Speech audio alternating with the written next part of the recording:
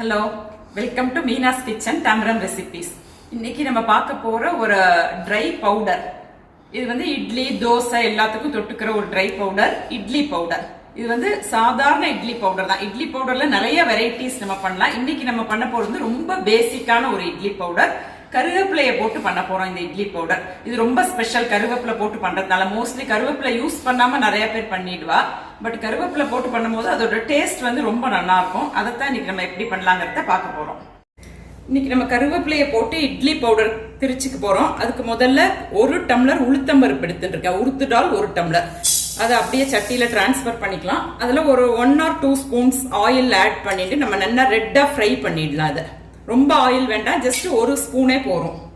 இப்ப இந்த உளுத்தம்பருப்பை நல்லா செவக்க வறுத்துட்டு ஒரு நைஸ் அரோமா வரும் நம்ம வறுக்கும் போது. இதை அப்படியே நான் வேற சட்டிக்கு டிரான்ஸ்ஃபர் பண்ணிட்டுறேன்.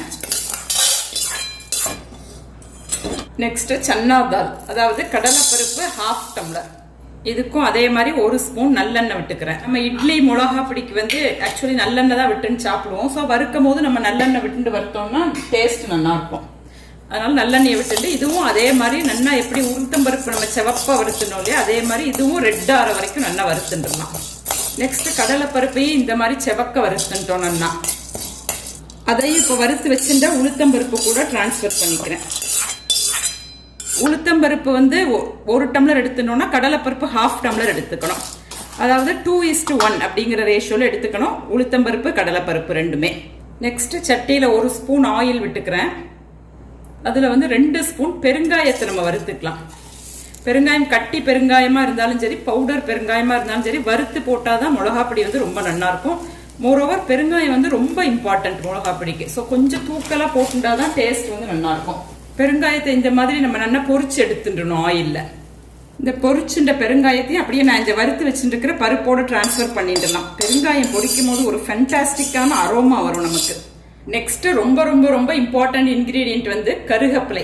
மிளகா பிடிக்கு வந்து கருவேப்பிலை போட்டா டேஸ்ட் வந்து ஃபென்டாஸ்டிக்கா இருக்கும். இதுக்கு வந்து மெஷர்மெண்ட்லாம் நமக்கு எதுவுமே வேண்டாம். இதை வந்து ஆயில்ல வறுக்கப்படாது, ட்ரை பேன்ல தான் வறுத்துக்கணும். இதுக்கு ஆயில் எதுவுமே விட்டுக்க வேண்டாம். ஸோ கருவேப்பிலையை நல்லா வாஷ் பண்ணிட்டு இதை அப்படியே நல்லா கிறிஸ்பா வறுத்துடலாம் நம்ம. இப்போ இந்த கருவேப்பிலையை நம்ம ட்ரை பேன்ல நல்லா வறுத்துட்டோம்.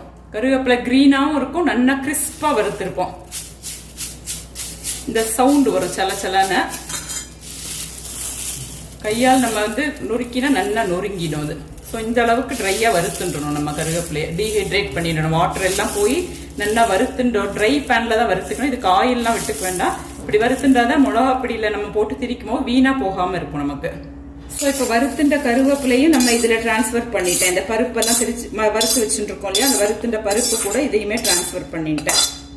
நெக்ஸ்ட் நம்ம வறுத்துக்கக்கூடிய இன்கிரீடியன்ட் வந்து ரெட் சில்லி. இது வந்து ஒரு 50 கிராம்ஸ் எடுத்துட்டா போறோம். ஏன்னா நம்ம வந்து இந்த டம்ளர்ல, அதாவது 200 கிராம்ஸ் உருது டால் எடுத்துட்டேன். அதுக்கு 100 கிராம்ஸ் வந்து கடலைப்பருப்பு சன்னா தால் எடுத்துட்டோம்.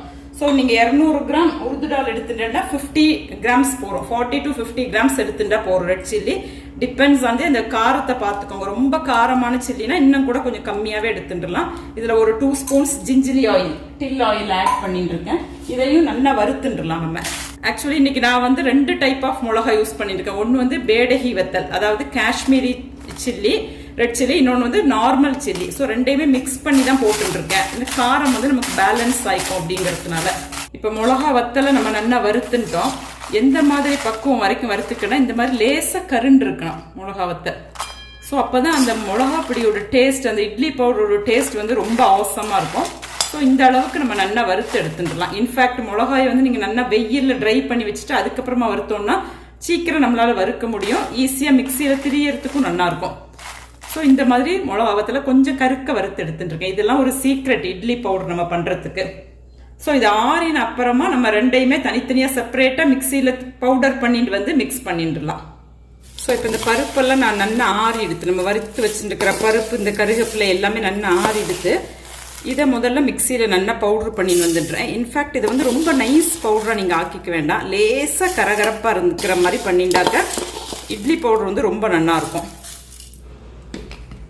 இப்போ நல்லா மிக்சியில் நம்ம பவுடர் பண்ணிட்டோம். லேசாக கரகரப்பாக இருக்கும். எப்படி நம்ம ரவையெல்லாம் இருக்கும் இல்லையா, அந்த மாதிரி ரொம்ப நைஸாக்கிக்க வேண்டாம். அதை நம்ம நம்ம வறுத்து வச்சுருக்கிற எல்லா பருப்பையுமே திரிச்சுன்னு வந்துடுறேன் மிக்சியில். இப்போ பருப்பெல்லாம் நல்லா திரிச்சுட்டோம். பருப்பு, கருவேப்பிலை, அப்புறமா பெருங்காயம் எல்லாத்தையுமே நல்லா நைஸ் பவுடர் ஆக்கிட்டோம். நைஸ் மீன்ஸ் கொஞ்சம் ரவை மாதிரி பவுடர் ஆக்கிட்டோம்.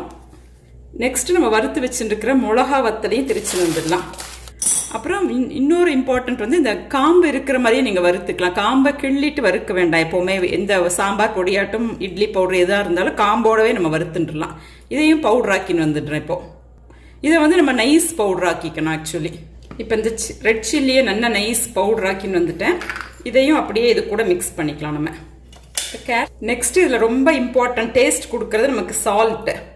சால்ட் வந்து அந்த நமக்கு இட்லி பவுடர் எவ்வளோ குவான்டிட்டி எடுத்துட்டு இருக்கோமோ அதை பேஸ் பண்ணி நம்ம ஆட் பண்ணிக்கணும். இந்த சால்ட் ஆட் பண்ண அப்புறமா இன்னொரு இம்பார்ட்டன்ட் இன்க்ரீடியன்ட் வந்து வெல்லம். வெல்லம் பொடி தான் ஆட் பண்ணிட்டு இருக்கேன் நான். ஏன்னா இது ஏற்கனவே நம்ம பவுடர் பண்ணிட்டோம் மிளகா பொடியை. ஸோ கொஞ்சமாக 1 ஸ்பூன் வெல்லம் ஆட் பண்ணிக்கலாம். இது ஆப்ஷனல் தான். பட் வெல்லம் ஆட் பண்ணுறோன்னா ரொம்ப நல்லா இருக்கும் டேஸ்ட். இப்போ இது எல்லாத்தையுமே நம்ம நல்லா மிக்ஸ் பண்ணி விட்டுடலாம். ஆக்சுவலி வெல்லத்தை வந்து நம்ம மிளகா வத்தலோ இல்லை பருப்போ திரிக்கும் போதே மிக்சியில் திரிச்சோன்னா கொஞ்சம் ஜல விட்ட மாதிரி ஆகிடும் அந்த ஹீட்டுக்கு. அதனால தான் நான் பவுடர் ஃபார்மில் அப்படியே மிளகா அப்படியில் டைரெக்டாக ஆட் பண்ணிடுவேன். இன்ஃபேக்ட் சால்ட்டுமே அப்படி தான். இதெல்லாம் சின்ன சின்ன இம்பார்ட்டண்ட் விஷயம்லாம் நம்ம தெரிஞ்சு வச்சுக்கணும். சால்ட்டையுமே டைரெக்டாக நம்ம மிக்சியில் இது கூட திரிச்சோன்னா லேசாக ஜலம் விட்ட மாதிரி ஆகிடுங்கிறதுனால தான் எப்போவுமே சால்ட்டு வெல்லம் எல்லாமே திரிச்சுண்ட பவுடர் பண்ணிண்ட அப்புறமா நம்ம இதில் மிக்ஸ் பண்ணிக்கிறோம். ஃபென்டாஸ்டிக்கான இட்லி பவுடர், அதாவது கருவேப்பிலை போட்டு இட்லி பவுடர். இது வந்து இது ரொம்ப சிம்பிள் தான் பண்றது. நம்ம ரொம்ப டிஃபிகல்ட் நினைச்சுக்கிறோம். ரொம்ப சிம்பிள் தான். இது நம்ம 3-4 மந்த்ஸ்க்கு நீங்க ட்ரை பவுடர்னால ஸ்டோர் பண்ணி வச்சுக்கலாம் கிளாஸ் கண்டெய்னர்ல. மனமும் போகாது, டேஸ்டும் அப்படியே இருக்கும். ஸோ இந்த இட்லி பவுடரை எல்லாருமே ட்ரை பண்ணி பார்த்து எப்படி இருக்குங்கிறதுக்கு எனக்கு ஃபீட்பேக் கொடுங்க. தேங்க்யூ.